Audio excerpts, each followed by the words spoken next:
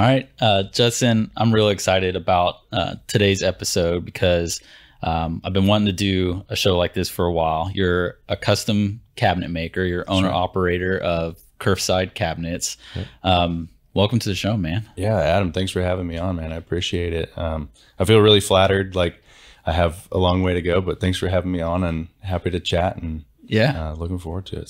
So let's start first with what got you into what you're doing today. Yeah. So I grew up on a farm is maybe where I'll start. And I'm one of 5 kids, and we just grew up around having a lot of projects to do.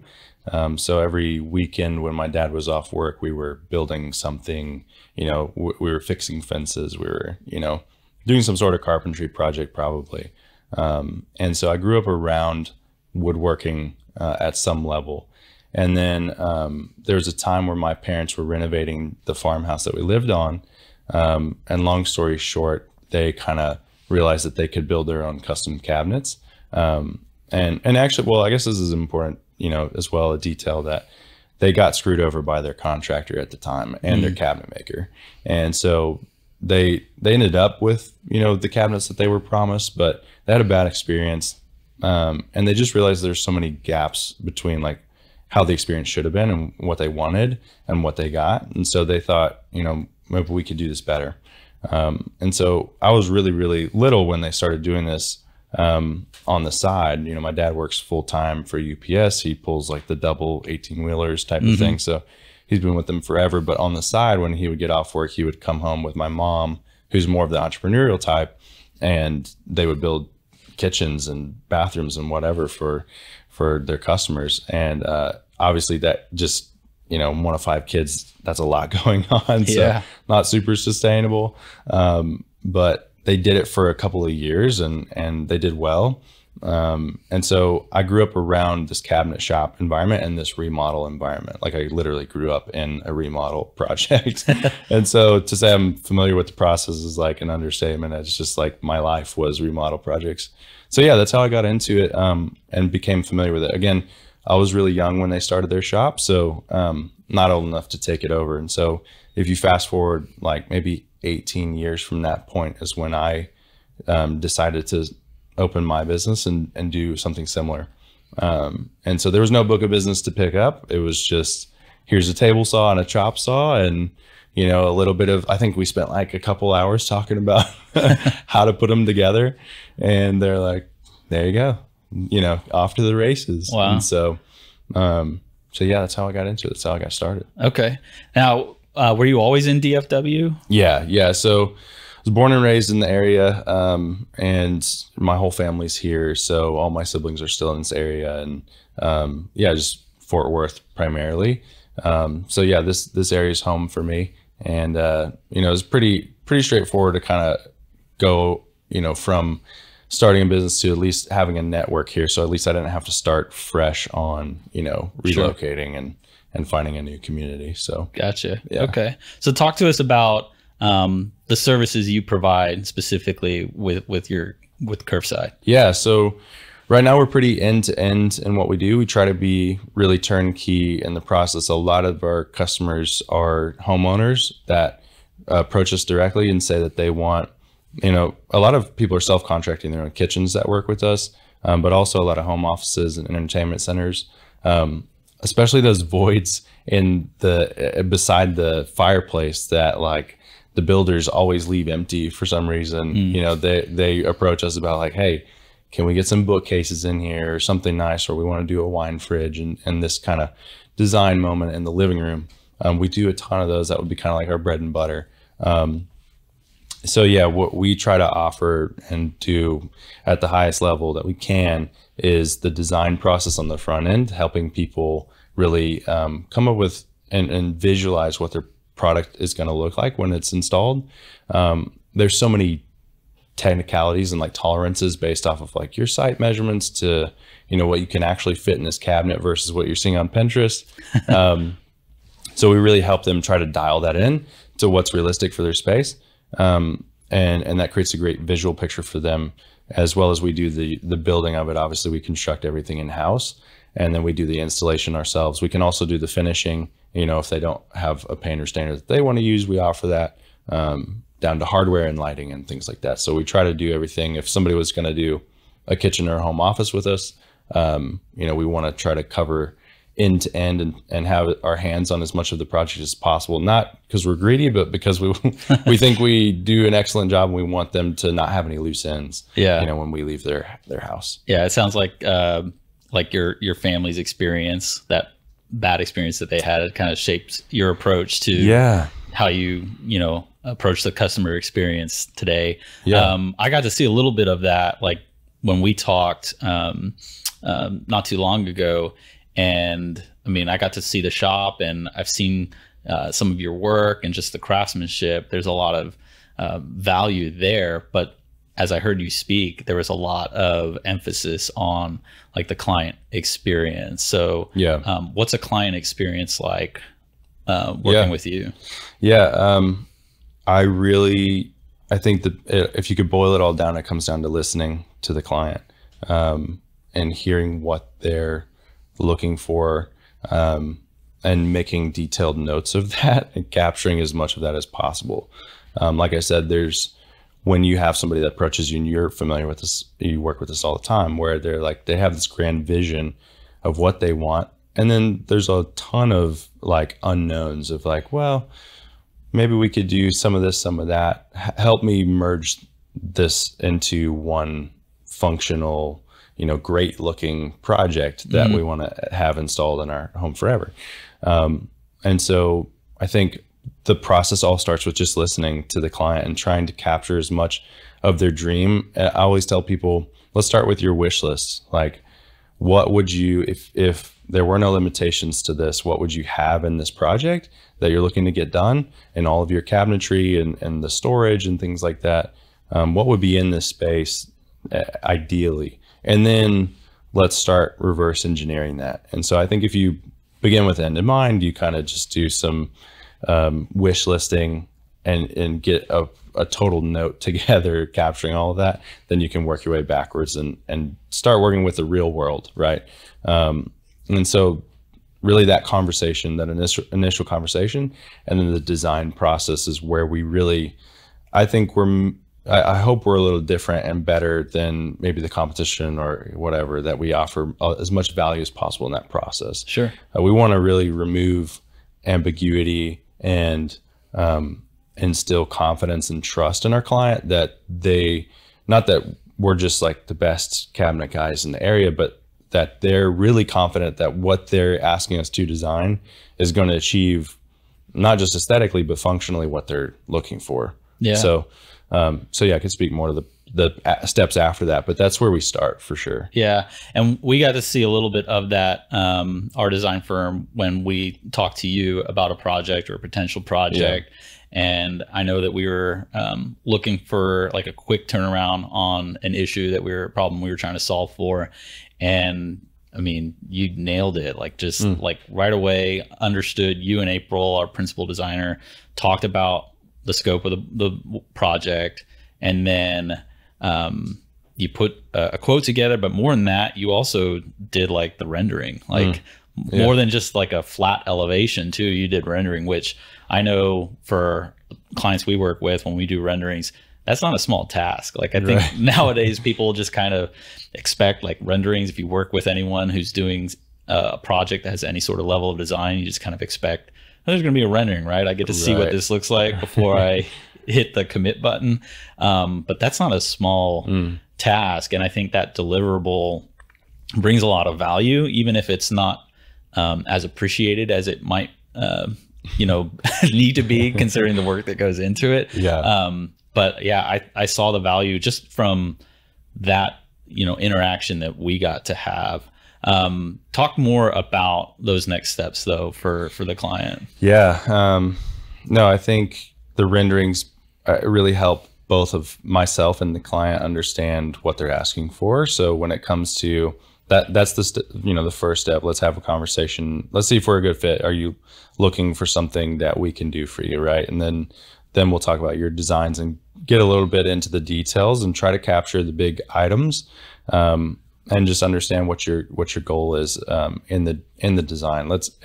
I kind of call them preliminary designs, where they're not finished, but they're really close. Like by the time you get an estimate from us, it's almost a quote, or it's basically a quote for what we've drawn, right? Right. But that's a little something different about my pricing process as well. As we're cost plus, and my software, I spend a couple of hours designing probably each project, which we'll see how scalable that becomes over time, right, as we grow. But we hope to continue to do that on every conversation, every project, that when you start inquiring with us, that we can provide a visual aid.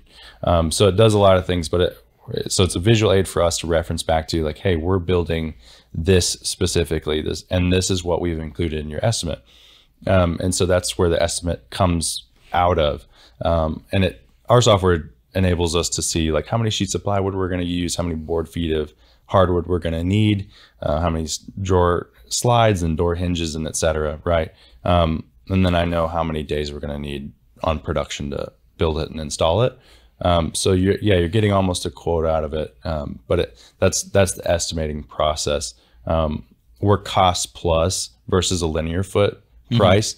And I think, I can't speak for every shop or every customer experience, but I think the way we do it helps kind of because it's almost a quote, it's a much firmer number than like some of these linear foot prices you might be getting, where the cabinet maker's not sitting down and listening about, like, I wanted these inserts or these certain custom odds and ends. They're just slapping a number on a total linear foot. So you might be getting a really different number by the time you go to execute the job. Yeah. Or that number kind of goes up and up and up and up as you add things or add detail.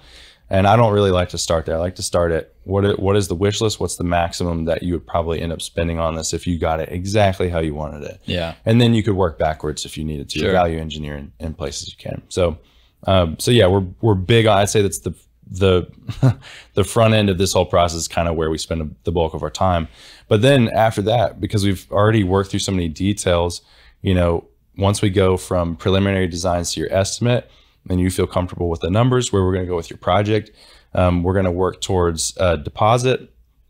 That's step one. That gets you into our build queue. And then the next step after that is we're going to work really hard to finalize designs. And so we're going to spend a lot more time making all of those material selections.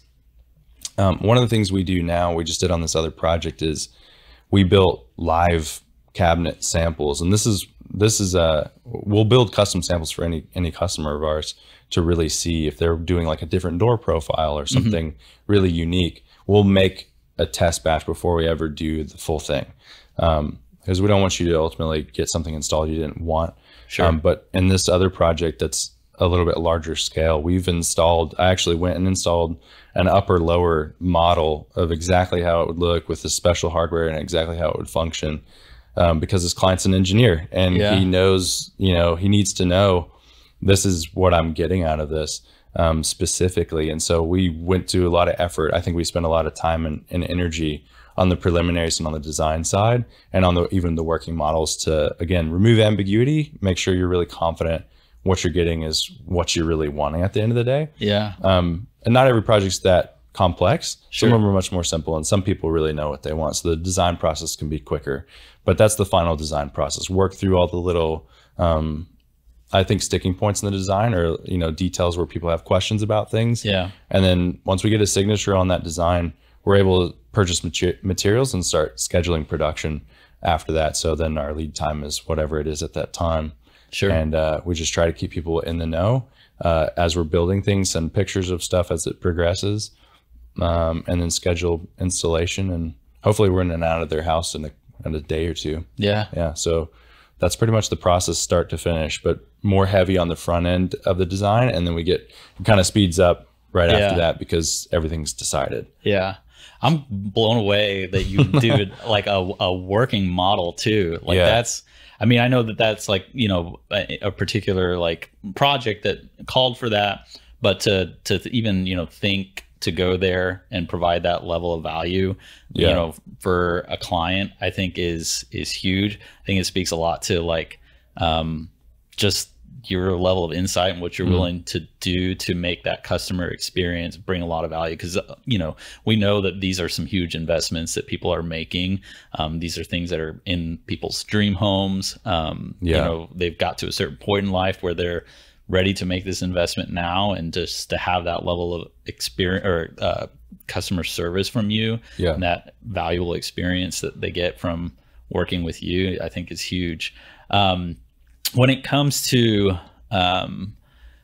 the construction of the cabinets themselves, I want to talk about something that I think comes up a lot, and that's the difference between custom cabinets and all the millwork that goes into that versus prefab cabinetry.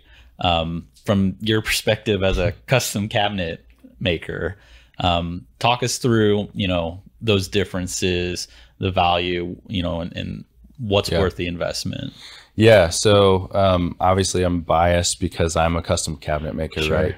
So I think custom cabinets are the way to go, or what, I'd love to see everybody in their home, not just buying from my cabinet shop, but from any local craftsman that's making things, in your community. If you can support that cabinet maker, that's a big deal, right? Yeah. Keeps your dollar in your community. It feeds their family. I think that's awesome. And so, but there's a time and a place for one or the other. And there's a line between obviously the quality and the service and the experience, between RTA or ready to assemble cabinets or prefab cabinets and custom cabinets, where you kind of start getting into the custom cabinet world or kind of purchase option. So I would say one of the big things between the two is they're getting really good on the prefab cabinets. I would say from what I've seen, you still can get a lot of great undermount slides. You can get, soft closing. They're getting smarter and smarter and better at, the design options they can give you. You're not having to pay for paint or stain or whatever. They show up looking great and ready to go. They also have like all these warranties and things like that. So I think from that standpoint, they offer some benefits, right? But where we see prefab kind of taper off in quality is obviously the cabinet construction's a little bit different. Like they might use a particle board core. They might use more often than not a laminate interior, which is just a plastic cover over the particle board, interior. Versus custom, we're going to use a plywood core, so it's an all real wood core plywood. And so the qualities start to have discrepancies. But I think really what it comes down to is going to be like the seams and the gaps in your project, where, for example, my installer had done one of these prefab cabinets not too long ago, and because you're limited to a certain size or dimensions on these cabinets, there was like a 12-inch filler that they had to use in one of these corners, which, as you know, as a designer, is like a huge amount of wasted space. Yeah. And not only that, but it looks terrible. I mean, if you see like in any corner, you just have flat fronts that don't look like a door front. They're not seamless at all. It's just, it's very obvious that like that's the limitation on that product. Also, just putting screen molding over joints and things like that you just start to lose the custom look pretty quickly. I think when it comes to installation. So prefab can be great. I think it makes sense for certain rooms in the house. Like you could certainly get a cheaper cabinet. You can certainly get a cheaper vanity that's prefab, and that might be right for you. So that might be right for your project. So yeah, I think there's a time and a place for it. Obviously, do your research. I love, American made products. I love knowing where my materials come from and, who I'm supporting with my dollar. Right. And so I try to do as much as possible. But I think, with custom, we're also just talking about two very different things. Like we're talking about, your kind of reliable Toyota Camry in the prefab lane versus like your Porsches and your Ferraris in the custom world. If you're a discerning client and you want something high-end heirloom, where your cabinet guy is going to show up if some hardware starts to fail or whatever and service it after the fact, you need to start looking in the custom cabinet world. In terms of material and service and experience. Yeah. Absolutely. I think what you said there too, even just with, like you said, vanities, where, it might be, it makes sense to go down that route of a prefab product. It makes a lot of sense. We see that too with our clients when it comes to like stone selections or slabs for their countertops. In the kitchen being the heart of the home, that's where you may want to make that investment. And if you are looking for that cost savings, then there might be other rooms, like a powder bath upstairs or something like that, where if you, given where prefabs have come and what your options are, you may be able to get something that still delivers the aesthetic or close to it.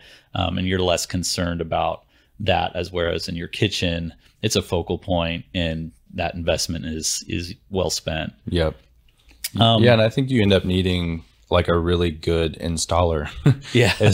Regardless of whatever you choose, because like we were talking about where there's seams and filler panels in certain places, like I say, you put together an island and you want it to have the bar seating on one side, or you want the paneled ends and things like that. It's going to come down to execution, right? Like you could prefab a beautiful cabinet that looks great in the showroom, but when it comes to your home and fitting it into that space, that's where we start to see the big discrepancy between the two. You got to have somebody who really knows what they're doing installing those to make them look great. I think at the end of the day. I think for our clients who are either doing new construction or they're renovating, there's a lot of, reconfiguring like the kitchen, like if you're renovating or if it's new construction, it may not be standard sizes in the kitchen. Oftentimes it's not, it's larger scales and things like that. So I know that's where the investment in quality custom cabinetry goes a long way to, even just from an aesthetics perspective, delivering that look that clients, have been saving on their Pinterest board and things like that. You're just not, the reason those look like that is because oftentimes they're not standard and you have to go look for that quality. Let's talk though a little bit more about kitchens. Like, I think it's interesting being a custom cabinet maker. Like if you were to do your dream kitchen, like from your perspective as a custom cabinet maker, what are you putting in it? Like what kinds of features are you going to go with? I mean, you got to have soft close. Don't skimp on your soft close hardware. That's what I'm going to put in my kitchen, and I'm going to use Bloom.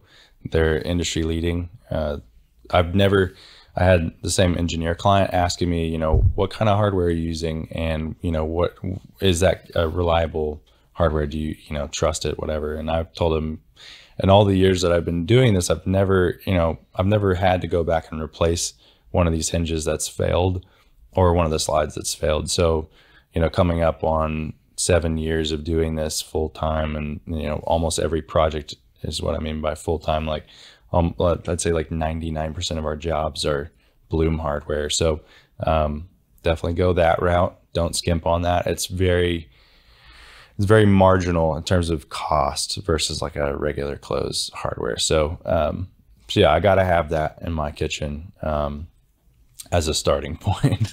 And then, I would say panel ready appliances. I really like those. I think it just, again, you're going custom, so let's figure out a way to make this look seamless and integrated. Obviously some of those design elements are going to be subjective, right? But for me, I think hiding the dishwasher, nobody needs to see the stainless appliance front necessarily. So, so I'd love to cover those things up and make them look more integrated. And I don't know if I would go all out on dovetail drawers or anything like that. I think that could look great and things, but I would say some sort of combination of a paint moment, stain moment might be happening. Some, some creative, I think obviously it'd come down to my wife, right? Like, what does she want? But I think we'd try to get as creative as possible with the design. I think, inset's a great look. I might go that route. We do a lot of that, so I'd be confident in that. Looking good. I think it's pretty timeless. I think that's kind of my design approach. We obviously end up having to work with a lot of people's existing kind of aesthetic in their house and kind of find a middle ground. But for me, I think I'd want something pretty timeless in the way that it functions in design. You know, the design looks at the end of the day. So probably timeless would be the sentiment, at least behind the design. Yeah, I can agree with that. Yeah, got to have a trash pull out in your kitchen, like a trash talk recycling. About some of that functionality. Yeah, because that's getting real popular. All the different, like functionality of storage and salt and pepper and spice, you know, racks and all that integrated in. Yeah, you gotta think about those things. Like in our case, we cook a lot, so I would definitely want to have, you know, the trash pull out with recycling and things like that. You know, have the space for the trash can bags, and you know, maybe we've done them to where we do the cutting board underneath or over the trash can itself. Oh yeah. And it's a great area to do your chopping and disposal. And then you know, your spice storage. There's just, I'm aware of so many options. I think you know, so it'd be hard to like pick one until I got into it, but you know, the full height base pullouts, vertical pullouts, those give you a lot of adjustability on the shelving, and they're just really practical. I think sometimes, you know, while hardware is great, like there are, like once you actually go to install them and do it and you've done what we've done, you kind of see where, I don't know, this is getting outside of practicality. Like it's maybe not like, cause there, you know, you have the ones that you can pull down from underneath like the stove and the range area and things. And they look really cool, but I would definitely have to spend some time and see if those even made sense realistically. But, you know, something that I always encourage people towards at the very minimum, aside from pullouts and organizers, is just drawers everywhere. Always as many drawers as you can do that, because, and you might not agree with it, I don't know, I'd be curious to hear your opinion, but you know, just opening doors and getting inside a cabinet with a shelf and like digging around, crawling around on your knees in the kitchen seems like such a waste when you have the opportunity to go custom. You know, do the drawers. It's such a lifesaver. And you can get organizers inside those drawers, like for dishes and for Tupperware and you know, even spice racks inside the drawers that lay flat, knife blocks, things like that. I would say that's a big one for me. Do as many drawers as possible. Don't be crawling around on the floor trying to get stuff inside your cabinets. It's just such a pain. We see that a lot. I mean, functionality is huge to what we do and the way people live, especially when it comes to a kitchen. A lot of our clients are families, at least one or both cooks. And so they need to be able, and that's, I think, going back to what we were talking about, prefab versus custom. I think that's where custom offers so much value, because there's like really not a limit to how you configure that. I think all of us have probably been in kitchens where a door opens, you know, an awkward way into a corner, or the fridge door, you know, is going to hit it just because it's not configured, or it's limited by the space. That's where having that customization goes a long way, I think. Absolutely. What about like lighting? We see a lot of lighting details. Any mechanized types of features that you see in kitchens? I think you got to be careful what brands you use. Obviously, again, I'm standing behind Bloom because we've used them so much, and I can advocate for their product and the experience that I've had on a technical side, the very technical side of that, even to the customer side of things, where, you know, just the action behind it's great on just a regular soft close hardware and things like that. But so I think you definitely want to talk to your cabinet guy about what they've experienced, and, you know, before you go buying. Right now we're doing a servo, Bloom servo drive, which is it's push to open, but this client in particular, you know, ergonomically, they don't want handles, so they want this look, but also she has some handicaps with her the dexterity, in her fingers, and just doesn't want to have that fatigue, but she does a lot of cooking. And so we were able to provide that with the Bloom servo hardware, where it's push to open, but it's all electronic. So it pushes the drawer out all automatically when you touch it.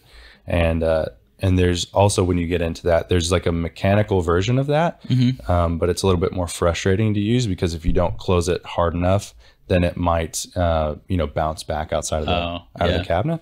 And so this one enables you to have the flawless soft closing, mechanism that you wouldn't have otherwise, as well as the push to open function. So that's a really unique scenario. So that's very cool if you're into the push to open look or the kind of the more contemporary clean look. Yeah. No hardware. This is more of a Japandi style kitchen we're doing. So we do have some pulls, real wood pulls that we're custom making for some of these doors. So that'll be cool to kind of combine with the soft closing. But when it comes to lighting, you can go really cheap and get like your Home Depot specials where it's just the tape light. And you can do that. And I think, maybe that makes sense in some settings, but what we're doing now is we're dadoing, we're running a dado in our cabinetry, which would be, to make sense of that as just a groove essentially that we cut into the panel of, the bottom. Let's use an upper cabinet right in the kitchen, for example. Underneath that cabinet and that bottom panel will run a groove where you could actually insert the tape lighting. The one we're using right now is a brand called Tresco, and what they've done is they've wrapped that in I'm blanking on the material that they use, silicone, and that's what diffuses the light. So you don't have like these multi-component plastic looking things. It's a really clean light, and it's all one piece, and so you're able to cut it in locations and just tie it in, daisy chain it however you want to. But we ultimately achieve through using that is just a really seamless look underneath the upper cabinet when it comes to lighting. And then they have a zillion options in terms of like the switches and the colors and the zones and things like that. So that's been really cool. They also have the option to where you can open those, and there's a sensor that kicks on the light after you open a door. So like if you're using that in your closet or display cabinet, things like that.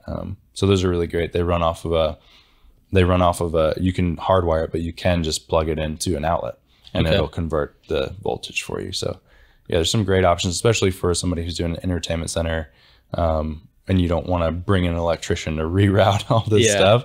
Like we can just plug in a driver and connect your lighting from that, all in one spot. And it can be serviced after it's installed if it's needed. So those are great. You've done a lot with kitchens. I think we got one behind me right now that you did. But you've also, just from previous conversations you and I have had, I know you also do home offices. And I'm looking at a picture behind you on that. So how much of what you see being done in like kitchens or what can be done there, is applicable like in a home office setting? I mean, so many things there's a lot of parallels, right? And again, with the drawers and not crawling around in a cabinet, little things like that, soft closing is still great, in your home office.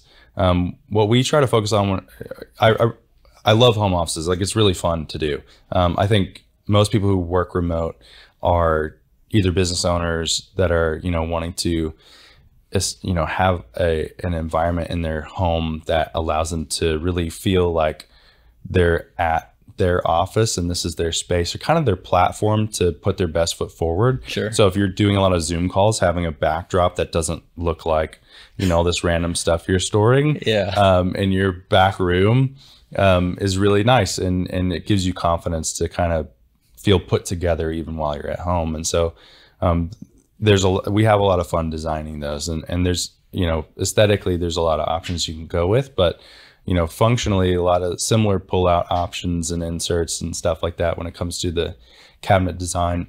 What we're always trying to integrate is and understand from a home office perspective is, what is your workflow?